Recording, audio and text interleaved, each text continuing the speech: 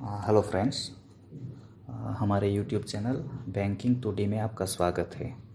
आज हम आपको बताएंगे नई जो गारंटी स्कीम आई है ECLGS। इसका फुल फॉर्म है emergency credit line guarantee scheme, और इस गारंटी को गारंटीड इमरजेंसी क्रेडिट लाइन भी बोला जाता है, GECL। चलो आज हम उसको थोड़ा डिटेल में देखते हैं। रीज़न क्या हुए स्कीम को इंट्रोड्यूस करने के लिए। तो ये कोविड-19 का जो लॉकडाउन है उसमें गवर्नमेंट ने रिलीफ पैकेज अनाउंस किया 20 लाख करोड़ का टोटल। उसमें से 3 लाख करोड़ जो है MSME को अलॉट हुआ है, जो कि MSME यूनिट्स को दिया जाएगा कोलेटरल फ्री लोन के द्वारा। और इंडिविजुअल्स को, जो इंडिविजुअल में कौन आएंगे, जो मुद्रा बेनिफिशियरी है वही आएंगे। जो इंडिविजुअल्स के मुद्रा लोन ऑलरेडी चालू है उन्हीं इंडिविजुअल्स को ये लोन मिलेगा। MSME यूनिट कोई चला रहा है पर उसके पास MSME यूनिट का कोई लाइसेंस नहीं है तो उसको ये लोन नहीं मिल पाएगा। Next, basics of ECLGS। तो बेसिक्स क्या है? तो मेन बेसिक फंडामेंटल ये है कि ECLGS जो 100% गारंटी प्रोवाइड करेगा, जो working capital term loan banks देंगे इंडिविजुअल को, उसके लिए मैक्सिमम लोन क्या मिल पाएगा? तो मैक्सिमम लोन मिलेगा 5 करोड़, जो कि 20% ऑफ 25 करोड़ है। मतलब इसकी एलिजिबिलिटी यही है कि 29 फरवरी को आपका सभी बैंकों को मिला के मैक्सिमम आउटस्टैंडिंग 25 करोड़ होना चाहिए, तो ही आप एलिजिबल हो इस स्कीम में। और मैक्सिमम 20% मिलेगा, मतलब कि वो 5 करोड़ होगा। तो मैक्सिमम लोन 5 करोड़ हो सकता है इस गारंटी स्कीम के अंदर। और ये जो गारंटी स्कीम है वो NCGTC के द्वारा मैनेज हो रहा है। तो उसका फुल फॉर्म क्या है? National credit guarantee trustee company limited. और ये एक प्री अप्रूव्ड लोन होगा, जो बोरोवर चूज़ कर सकता है, एक्सेप्ट करे या रिजेक्ट करे। तो सबको एक्सेप्ट करना चाहिए क्योंकि ये बहुत ही सस्ता लोन है। उसको ऑलमोस्ट 9.25% से कम इंटरेस्ट रेट में आपको मिलेगा। नॉर्मली सभी बैंक उसको 7.5 या 8% में फाइनेंस कर रही है। मैं गवर्नमेंट बैंकों की बात कर रहा हूँ, और प्राइवेट बैंकों में अलग हो सकता है उसका इंटरेस्ट रेट। और रिजेक्शन तो उस केस में कर सकते हैं जहाँ पे आउटस्टैंडिंग कम हो। जैसे कोई मुद्रा बेनिफिशियरी है, उसका आउटस्टैंडिंग 50,000 है, तो 50,000 का 20% के हिसाब से उसको एलिजिबिलिटी बन जाएगा 10,000। तो 10,000 के लोन के लिए उसको बैंक का डॉक्यूमेंटेशन चार्जेस उसको 1,000 रुपये के आसपास आ जाएगा। कुछ स्टैम्प पेपर लेने पड़ेंगे, तो उसके लिए 1,000 रुपये के आसपास एक्सपेंस आ जाएगा उसको। तो उसको सिर्फ 9,000 रुपये मिलेगा। तो उस केस में अगर मुद्रा बेनिफिशियरी है तो उसको रिजेक्ट कर सकता है। अगर बोरोवर एक्सेप्ट करता है कि हाँ मुझे लोन लेना है, तो फिर उसको बैंक में जाके कांटेक्ट करना पड़ेगा और डॉक्यूमेंट साइन करने पड़ेंगे। अगर कुछ एडिशनल डॉक्यूमेंट देने हैं तो वो बैंक को देने पड़ेंगे। नेक्स्ट, एलिजिबिलिटी क्राइटेरिया क्या है? तो ऑल MSME बोरोवर अकाउंट्स जो है एग्जिस्टिंग अकाउंट होने चाहिए बैंक के साथ या फाइनेंशियल इंस्टीट्यूट के साथ, जिसका मैक्सिमम आउटस्टैंडिंग 25 करोड़ होना चाहिए एज ऑन 29 फरवरी 2020।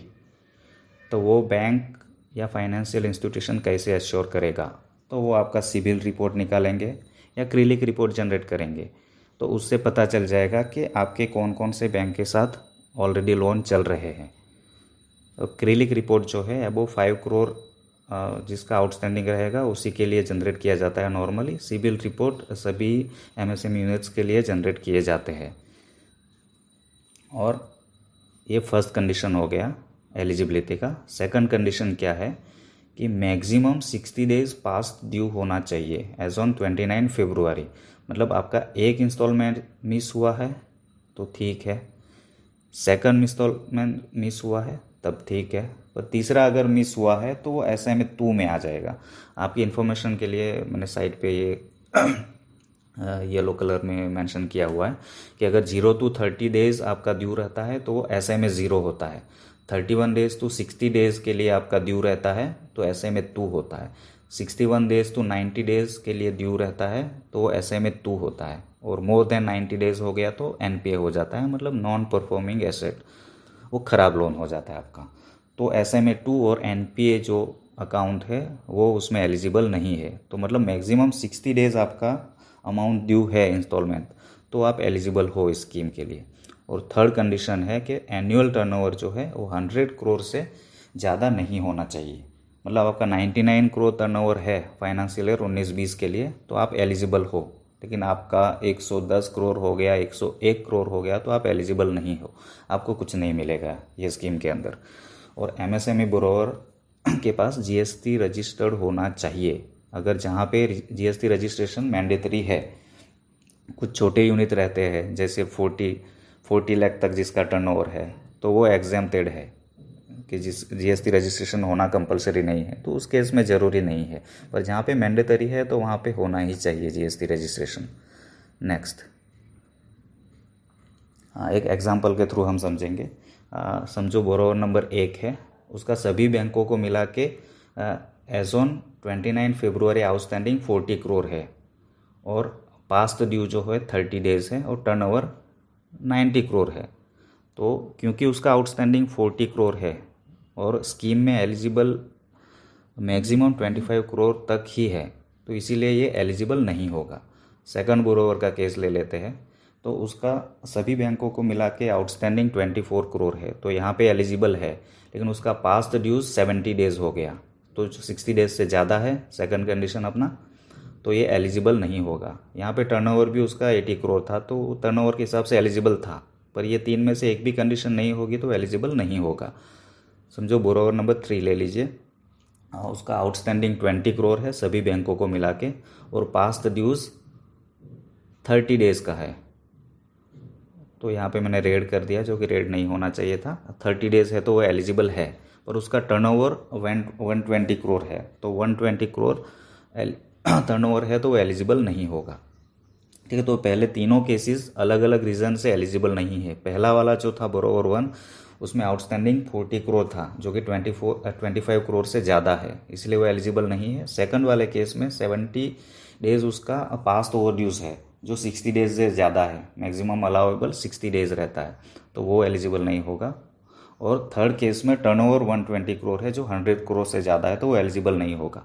चौथा वाला केस जो कि यहाँ पे एलिजिबल दिख रहा है, उसमें सभी तीनों कंडीशन सेटिस्फाई हो रही है। टोटल आउटस्टैंडिंग उसका 25 करोड़ है और पास्ट ड्यूज जो है वो 50 दिन है और टर्नओवर 95 करोड़ है, तो वो एलिजिबल होगा। और पांचवा केस है, इसमें आउटस्टैंडिंग टोटल सभी बैंकों को मिला के 20 करोड़ है और कोई ओवरड्यूज नहीं है, 0 डेज का ओवरड्यूज है, मतलब उसका रेगुलर लोन चल रहा है और टर्नओवर जो है वो 80 करोड़ का है, तो वो एलिजिबल हो जाएगा। नेक्स्ट, क्वांटम ऑफ फाइनेंस, मतलब उसको मैक्सिमम फाइनेंस कितना हो सकता है।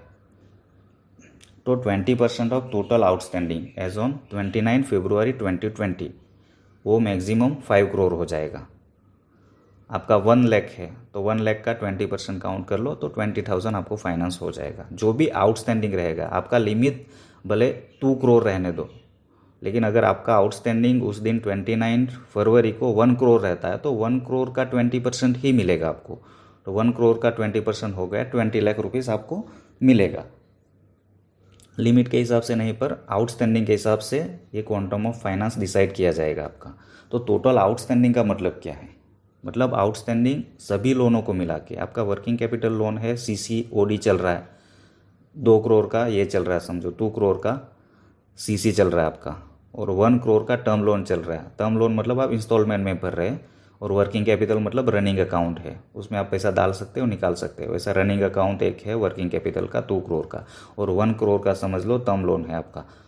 और कुछ वर्किंग कैपिटल टर्म लोन पहले से है, मतलब आपने वर्किंग कैपिटल लिया था लेकिन उसको टर्म लोन में कन्वर्ट करवा दिया बाद में कि आप इंस्टॉलमेंट में उसको भी भर रहे हैं, वो 1 करोड़ है समझ लीजिए। तो टोटल आपका आउटस्टैंडिंग ये लिमिट हो गया आपका 4 करोड़ हो गया।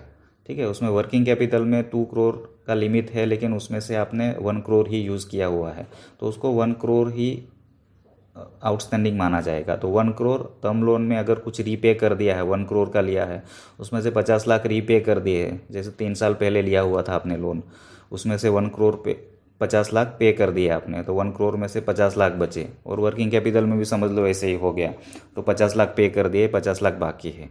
तो टोटल आउटस्टैंडिंग यहाँ पे हो जाएगा वर्किंग कैपिटल का, जो आपने 2 करोड़ का लिया हुआ था उसमें से 1 करोड़ आउटस्टैंडिंग है 29 फरवरी को, और टर्म लोन में 50 लाख आउटस्टैंडिंग है, वर्किंग कैपिटल में भी 50 लाख आउटस्टैंडिंग है। तो टोटल आउटस्टैंडिंग आपका 2 करोड़ माना जाएगा। मतलब जो भी आउटस्टैंडिंग आपके बैंक स्टेटमेंट में दिख रहा है 29 फरवरी 2020 को, वही आउटस्टैंडिंग माना जाएगा आपका, और उसी का 20% आपको फाइनेंस होगा। थर्ड केस है अगर मल्टीपल लेंडर्स है, तो मल्टीपल लेंडर्स है, समझो कंसोर्शियम फाइनेंस से आपका 3 बैंक मिला के फाइनेंस किया है आपकी कंपनी को, तो उसमें इंडिविजुअल बैंक उतना ही फाइनेंस कर पाएगा जितना कि उसका प्रोपोर्शन है। जैसे 3 बैंक मिला के आपको 3 करोड़ फाइनेंस किया हुआ है, तो SBI ने जैसे 1 करोड़ किया हुआ है, तो 1 करोड़ का 20% वो 20 लाख ही आपको दे सकता है इंडिविजुअली, डायरेक्ट इंडिपेंडेंटली देना चाहे तो। अगर नो ऑब्जेक्शन सर्टिफिकेट दूसरे वाले 2 बैंक देते हैं कि आप दे दीजिए उनको, हमको कोई ऑब्जेक्शन नहीं है, ऐसा NOC दिया, तो फिर जो टोटल 3 करोड़ उसका है, उसका 20% तक वो एक इंडिविजुअल बैंक फाइनेंस कर सकता है अगर NOC देता है। तो नहीं देता है तो फिर वो उसका जो लिमिट है उसका 20% ही फाइनेंस कर पाएगा। नेक्स्ट एग्जाम्पल के थ्रू समझते हैं। जैसे बोरोवर नंबर 1 है, उसका ओवरऑल आउटस्टैंडिंग है सभी बैंकों को मिला के 15 करोड़ है, और SBI के साथ उसका 10 करोड़ है। तो उसका एलिजिबिलिटी जो बनता है बोरोवर का, वो 15 का 20% ले लीजिए तो 3 करोड़ हो जाएगा। तो टोटल एलिजिबिलिटी उसका 3 करोड़ बनता है, पर SBI के साथ उसका आउटस्टैंडिंग 10 करोड़ है, तो SBI इंडिपेंडेंटली देना चाहे विदाउट NOC तो उसको सिर्फ 2 करोड़ दे सकता है। अगर दूसरा कोई बैंक है उसने NOC दिया तो टोटल 3 करोड़ तक वो कर सकता है उसको सैंक्शन। बोरोवर 2 का केस ले लीजिए, तो उसका सब बैंकों के साथ आउटस्टैंडिंग 5 करोड़ है, और ओवरऑल जो आउटस्टैंडिंग है SBI के साथ जो ओवरऑल आउटस्टैंडिंग है वो 2 करोड़ है। तो उसका एलिजिबिलिटी 1 करोड़ बनेगा, पर SBI इंडिपेंडेंटली विदाउट NOC देना चाहे तो उसको सिर्फ 40 लाख तक फाइनेंस कर पाएगा। और बोरोवर 3 का केस ले लीजिए, उसमें ओवरऑल आउटस्टैंडिंग 25 करोड़ है, SBI के साथ 5 करोड़ है, तो उसका एलिजिबिलिटी 5 करोड़ का बनेगा, पर SBI उसको 1 करोड़ ही फाइनेंस कर पाएगा क्योंकि उसका SBI के साथ आउटस्टैंडिंग 5 करोड़ है। बोरोवर 4 का केस ले लीजिए, आउटस्टैंडिंग 30 करोड़ है, तो आउटस्टैंडिंग यहाँ पे 30 करोड़ हो गया तो वो एलिजिबल ही नहीं हो जाएगा, क्योंकि आउटस्टैंडिंग मैक्सिमम 25 करोड़ होना चाहिए स्कीम में एलिजिबल होने के लिए।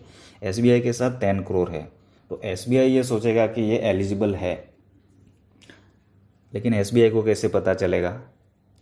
तो ये देखेगा, क्रेडिट रिपोर्ट देखेगा, सिबिल रिपोर्ट देखेगा, उससे पता चल जाएगा कि उसका और कहीं पे भी लोन है।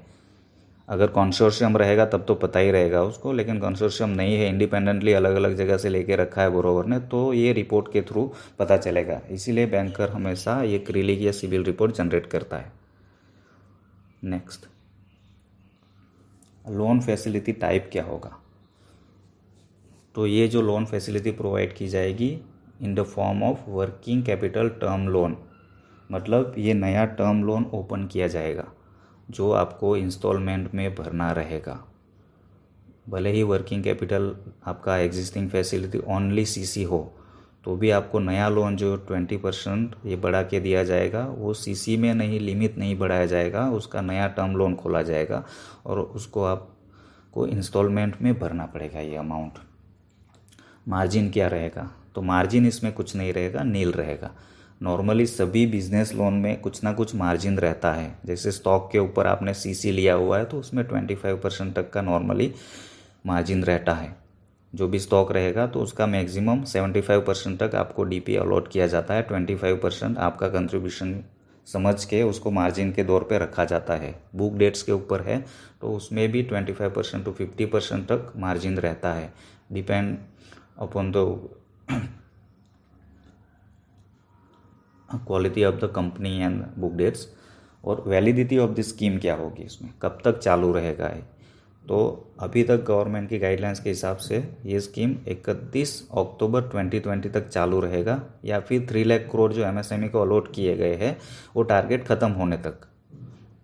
इसमें एक कंडीशन ये भी है, अगर ये लोन सैंक्शन होता है आपको तो उसका फर्स्ट डिसबर्समेंट जो है वो 31 अक्टूबर 2020 से पहले एक हो जाना चाहिए। नॉर्मली सब बैंक ऐसे डिसाइड करे दो या तीन इंस्टॉलमेंट में ये लोन रिलीज़ करना है।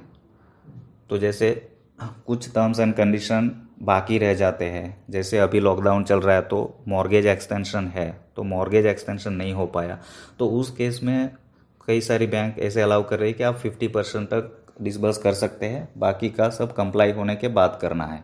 तो ऐसे हो सकता है आपका 1 करोड़ का सैंक्शन हुआ है तो 50 लैक्स तक अभी डिसबर्स कर देते हैं, बाकी जब ये रजिस्ट्रेशन मॉर्गेज रजिस्ट्रेशन वगैरह चालू हो जाएगा, स्टैम्प पेपर मिलने चालू हो जाएंगे, कहीं पे नहीं मिल रहे कहीं पे मिल भी रहे अभी, तो सब टर्म्स एंड कंडीशन कंप्लीट होने के बाद बाकी का डिसबर्समेंट होगा। लेकिन कंडीशन यही है कि 31 अक्टूबर से पहले एक कम से कम डिसबर्समेंट हो जाना चाहिए, भले 5,000 का क्यों ना हो, पर एक फर्स्ट डिसबर्समेंट होना चाहिए। गारंटी में क्या होगा, तो गारंटी है, यही ये स्कीम का मेन मोटिव है कि 100% गारंटी बाय NCGTC दिया जाएगा। वो गवर्नमेंट का गारंटी रहेगा कि आप कस्टमर को दीजिए लोन, गारंटी हम देंगे। पर जो एग्जिस्टिंग गारंटी है अकाउंट में उसको तो कंटिन्यू किया जाएगा बैंक में, जैसे पर्सनल गारंटी हो, कॉर्पोरेट गारंटी है, तो उसी को कंटिन्यू किया जाएगा। आपकी इन्फॉर्मेशन के लिए है कि CGTMSE जो है वो मैक्सिमम 85% गारंटी कवर प्रोवाइड करती है और 50% जो है बैंक को सेक्रीफाई करना पड़ता है अपनी साइड से। लेकिन इस केस में 100% गारंटी दे रहा है NCGTC के थ्रू गवर्नमेंट। ठीक है, गारंटी फीस क्या होगी, तो गारंटी फीस नील होगी। इसमें गवर्नमेंट ने बोला है कि कोई गारंटी फीस चार्ज नहीं करनी है कस्टमर से। CGTMSE के केस में 1% to 2.4% आपको एनुअली पे करना पड़ता है, वो भी कस्टमर से ही लिया जाता है। तो आप कोलेटरल फ्री या गारंटी फ्री लोन मिलता है CGTMSE में, पर आपको हर साल ये fees annual guarantee fees at one time देनी रहती है और सर्विस चार्ज हर साल देना पड़ता है, जो 1% से 2.4% तक हो सकता है। चलो इस स्कीम की बात करते हैं अभी। उसमें सिक्योरिटी क्या रहेगी, तो ये जो 20% एडिशनल फाइनेंस कर रहे हैं उसके लिए कोई एडिशनल कोलेटरल बैंक डिमांड नहीं कर सकता, ये गाइडलाइंस के हिसाब से। पर जो एग्जिस्टिंग उसके जो सिक्योरिटी है वो तो ऑटोमेटिक उसमें लिंक होने वाले हैं, उसके लिए जो फॉर्मेलिटीज़ है वो करना पड़ेगा। जो एडिशनल मॉर्गेज वगैरह करना है या हाइपोथिकेशन एडिशनल कुछ करना है तो वो भी करना पड़ेगा। रीपेमेंट किस हिसाब से होगा, तो रीपेमेंट मैक्सिमम 4 साल का अलाउ किया है, मतलब 48 मंथ्स। इसमें 1 साल का मोरेटोरियम पीरियड है। मोरेटोरियम पीरियड क्या है, मतलब वो 1 साल तक इंस्टॉलमेंट नहीं भरेगा तो चलेगा, मतलब प्रिंसिपल का इंटरेस्ट तो उसको हर महीने पे करना ही रहेगा। तो मेरा ये सजेशन है कि आप पहले से इंस्टॉलमेंट लगा लीजिए, क्योंकि कोई भी इंस्टॉलमेंट में प्रिंसिपल का पोर्शन कम ही रहता है अगर छोटे लोन के बारे में बात करें तो। बड़े लोन के लिए सही है कि उनको थोड़ा ज़्यादा पड़ेगा, तो बड़े वाले केस जो है भी है 1 करोड़ के ऊपर, वो लोग सब ले सकते हैं, मोरेटोरियम यूज़ कर सकते हैं। बाकी 1 करोड़ से कम है तो मैं कहता हूँ 48 EMI ही लगा लीजिए। आप रिक्वेस्ट करेंगे तो बैंक उतना एडजस्ट करके दे देगा आपको। इंटरेस्ट रेट क्या रहेगा, तो इंटरेस्ट रेट 9.25 मैक्सिमम रहता है बैंक्स के केस में, बैंक्स एंड फाइनेंशियल इंस्टीट्यूशन के केस में। नॉर्मली अभी की कंडीशन में 7.5 to 8% तक सभी नेशनलाइज बैंक्स आपको ऑफ़र कर रहे हैं, और NBFC के केस में 14% मैक्सिमम हो सकता है। नेक्स्ट, सैंक्शन किस तरह से होगा, तो ये प्री अप्रूव्ड लोन के मैसेजेस सभी बैंक कस्टमर को भेज देंगे कि आपका 20% तक का लोन अप्रूव हो गया है, आप इंटरेस्टेड है तो यस करो, नो करो, या फिर बैंक को कांटेक्ट करो। तो उसके हिसाब से आपको बैंक को कांटेक्ट करना ज़्यादा अच्छा रहेगा। अगर समझ में नहीं आ रहा है कुछ कि क्या यस करना है, नो करना है, या कुछ कन्फ्यूजन है, बैंक मैनेजर से मिल लीजिए, आपको इन्फॉर्मेशन मिल जाएगा। लेना है तो फिर बैंक में सबमिट करिए डॉक्यूमेंट, जो सिग्नेचर, नॉर्मली ज़्यादा डॉक्यूमेंट सबमिट करने नहीं रहेंगे, जो बैंक के डॉक्यूमेंट्स है उसको साइन करना रहेगा आपको। और डिसबर्समेंट कैसे होगा, तो डिसबर्समेंट आपका CC या करंट अकाउंट में क्रेडिट करके दे देंगे, या फिर किसी को डायरेक्ट पेमेंट करना है, सैलरी करनी है तो उसको डायरेक्ट कर सकते हैं।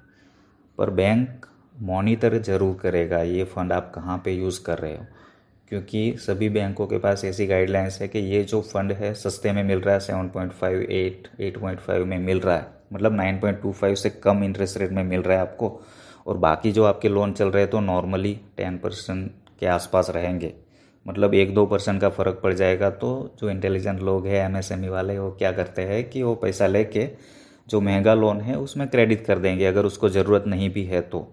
जिनको ज़रूरत है वो तो डेफिनेटली एंड यूज़ उसका हो ही जाएगा, वो मिस यूज़ करेगा ही नहीं, लेकिन जिसके पास ऑलरेडी कैपेबिलिटी है फिर भी अगर ले रहा है तो दूसरे लोन को, कॉस्टली लोन को कंपनसेट कर सकता है, तो वो नहीं करना है, इसलिए बैंक थोड़ा सा ध्यान रखेगा उसके ऊपर।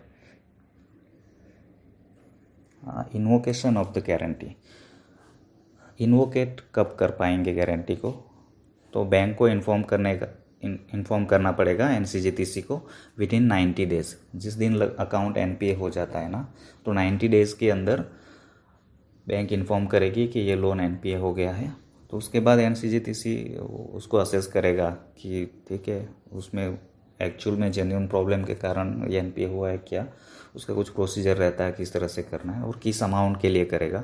तो जो आउटस्टैंडिंग रहेगा जिस दिन एनपीए हुआ है वो, या फिर जो मैक्सिमम एनसीजीटीसी कवर दिया हुआ है, वो दो में से जो लोअर रहेगा वो कंसीडर करेंगे।